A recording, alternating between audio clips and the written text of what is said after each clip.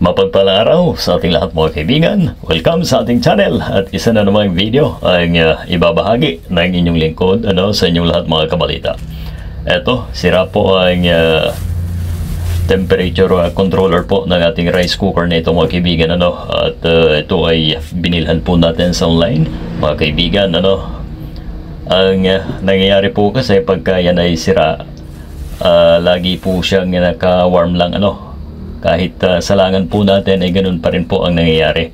Yan ang kadalasan na problema niyan mga kaibigan. Pero dito sa ating video na ito mga kabalita ay nasira po ang kanyang mga porcelain yung insulator po natin dyan mga kaibigan sa pagitan. So durog po yun at nagkalaglaga na po. Kaya naman nag-decide po tayo na yan ay palitan na mga kaibigan. Mura lang po ito at ang bili po natin dito ay 75 pesos mga kaibigan. So ibabahagi ko rin po sa inyo kung paano mag-adjust ng ganyang controller mga kaibigan, also known as thermostat mga kaibigan. Okay, so panoorin po natin mabuti dahil ito ay may mga clicking sounds ayan, makikita nyo po na maluwag at talagang wala na pong nakalagay dyan na dapat sana ay nagsisilbing insulator mga kaibigan, ang porcelain kung tawagin po natin. Hindi naman plastic yan dahil hindi pwede ang plastic dyan mga kaibigan, masusunog. Ngayon ay ilalagay na po natin ang ating nabiling bago. Alright, ito yan po ay may adjust dyan sa gitna niyan mga kaibigan. Mamaya po pagkatapos po natin na ito ay mailagay dyan sa pag-screw ay ipapakita ko po sa inyo kung paano ito i-adjust mga kaibigan. Yan sa gitna po niyan na parang gold na yan, andyan po nakalagay ang adjust mga kaibigan. Okay, so samahan niyo po muli ang inyong lingkod sa mga bago sa ating channel. Ay huwag po natin kalimutan na i-subscribe ang ating Kabalita TV mga kaibigan.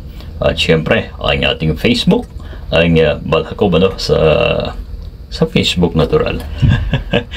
Okay, tanggalin na muna natin ang mga screw na kapit dahil yan ay kinalawang mga kaibigan. Kailangan mo nang tanggalin at ililipat po natin doon sa ating bagong binili. Alright, ayan po. Simple lamang ito mga kaibigan, kayang-kaya niyo po ito basta unang gawin ay huwag mo nang i-plug in pagka gagawa po tayo. Siguraduhin na nakabunot o naka-plug out mga kaibigan dahil delikado po yan. Yan po ang contact point ng ating rice cooker mga kaibigan. Okay, medyo mahirap tanggalin ang isa na to. Ayan.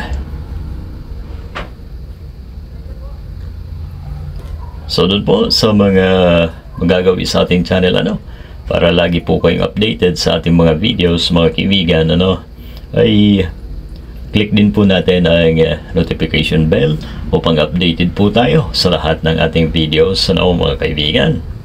Ayan, naikabit na po natin. Ngayon tanggalin natin ang gitna na yan at papakita ko po sa inyo mga kaibigan kung paano nagkakaroon ng problema yan doon sa pag warm o kaya naman doon sa pag cook natin Ayan na gitna na yan mga kaibigan. May isang maliit po na adjuster dyan.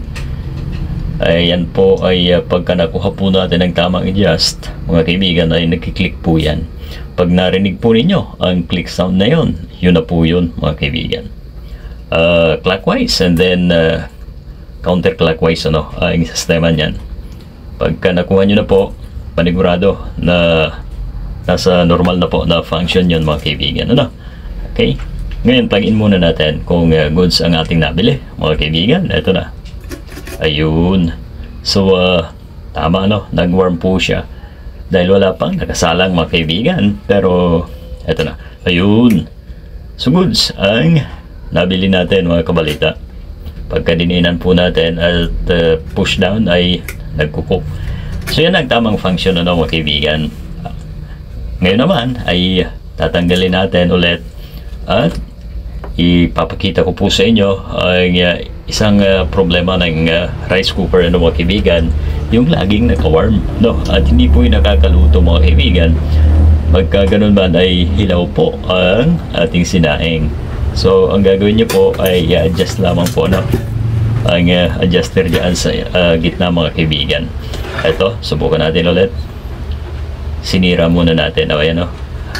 Yan po ay tutong, ano mga kaibigan. Matututong ang ating kanin kasi laging naka-cook. Ngayon ang gagawin po natin ay pipihitin, ano? Una muna ay luwagan ang adjuster po natin, and then ibabalik po natin ang dahan-dahan yan, ano? Ayan, ito, papakita ko po sa inyo mga kaibigan. Ito, pakinggan yung maigi ang click.